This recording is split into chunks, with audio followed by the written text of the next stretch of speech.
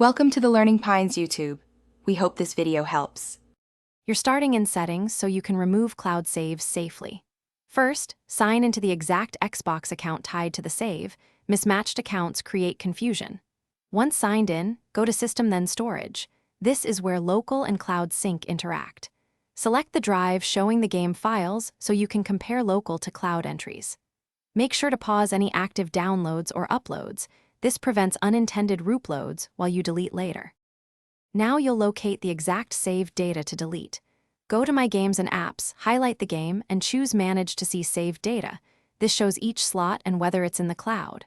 Once you identify the problematic save, select it and pick the Delete option. If you want the cloud copy gone, pick Delete everywhere. You're doing this so Xbox won't restore the save from cloud sync later.